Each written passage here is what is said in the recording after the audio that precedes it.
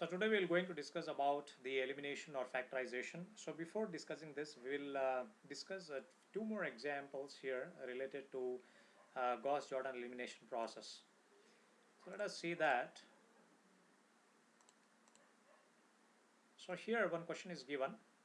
So we have to find the inverse of A. We have to find the inverse of A using the Gauss-Jordan elimination process, where A is given as, that is 2, 3, 4 and 7. 2, 3, 4 and 7. So these are given values.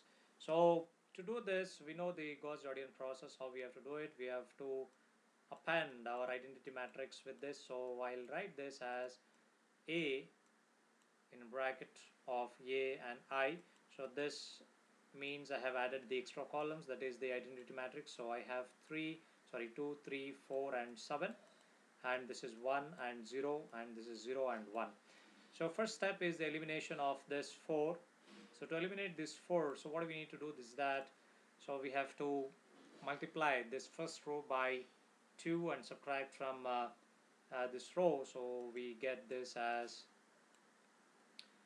so this will get this as 2, 3. So first row will remain to be unchanged. So 2, 3, 1, 0. So here we'll get this as 0. So here we'll get 7 minus 6. So I'll get this as 1, and here I'll get this as minus 2. I'll get this as minus 2, and this remains to be 1. So then this, if you see now, if it is in diagonal, now there are no coefficients below this. Now this is perfect. Now if I have to remove, the next step is to apply this Jordan process, that is eliminating the upper values with respect to the diagonals. So if you remove that, so how to remove this? By adding the rows. So now here I'll write that, so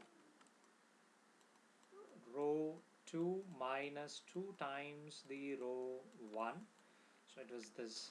Now what we'll do is that I'll multiply this row 2 by 3 and minus 3, and I'll just subtract with row, I'll add with row 1. So here, so row 2 remains to be unchanged. So first I'll write that. So this is 0, 1 minus 2 and 1. So here this is 2. So now this has become 0. So now minus 3. So it has become plus 6, plus 7, plus 6 plus 1. So this you will get it as 7. So this is 3. So you will get this as minus 3. So this you got by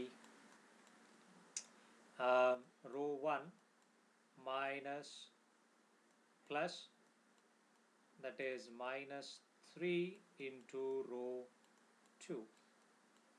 Okay. So after this, now this perfectly fine. Now if I have to divide this row 1 and row 2 by itself, the pivot value. So if I divide this by pivot value, I'll get this as 1, 0, and this I'll get this as 7 by 2, and here I'll get this as minus 3 by 2, and here I'll get this as 0, and this is 1 by 2, and this is minus 2. Sorry. So here I have to divide this by 1. So this remains to be same.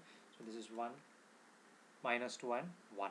So now my inverse of A, so this is nothing but this is equal to, this is I into A inverse.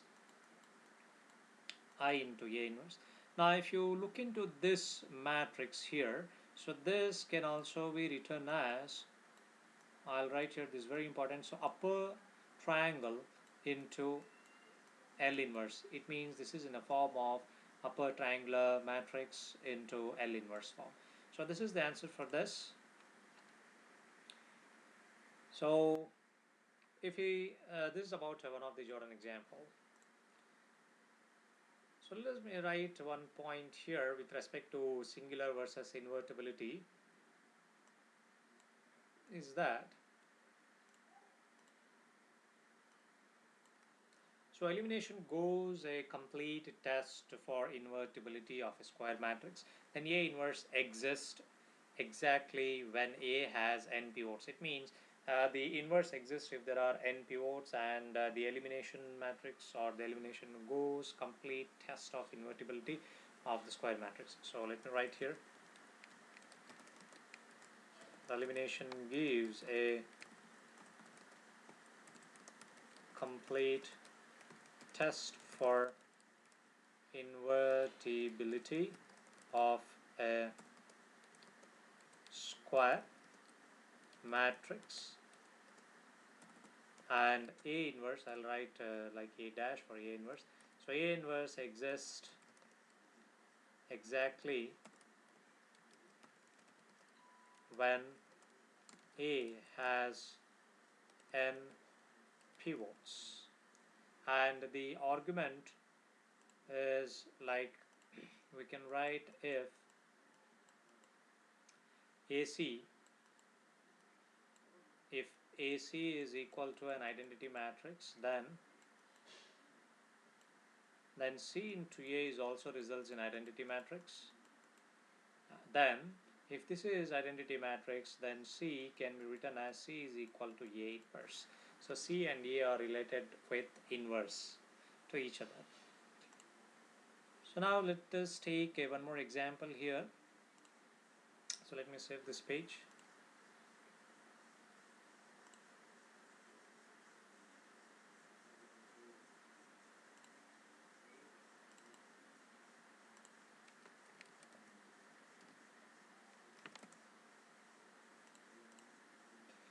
So here it is, the question is that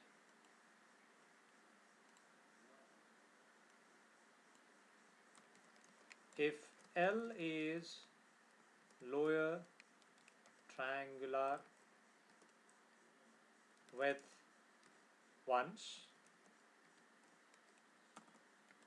on the diagonal, so is L inverse. So this is given. So this is one of the example. Now we will see here L has ones, so L inverse also has one. So this is what we have to prove. So let's take an example here. So it is taken as a L matrix here.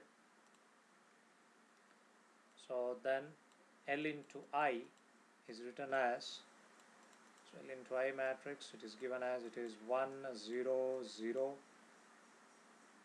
then 3 1 0, then this is 4 5 1, and the diagonal matrix I'll write, this is 1 0 0, this is 0 1 0, not diagonal, sorry, identity matrix, 0 0 1. Okay, so now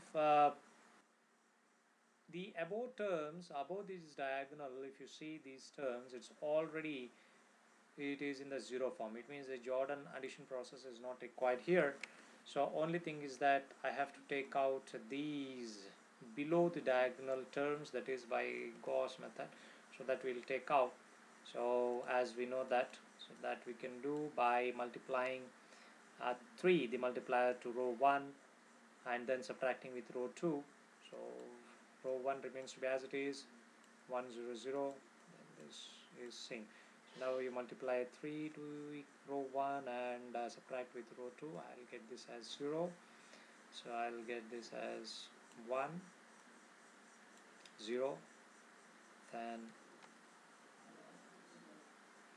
here I multiplied with 3, so I'll get minus 3 here, and these are going to be 1 and 0. So then this fourth row remains to be same. So 4 5 1 0 0 1. So next step is to eliminate this 4. So to eliminate this 4, so same process, multiply the row 1 with 4 and subtract with 2. So second row remains to be same. So this is minus 3, this is 1 0.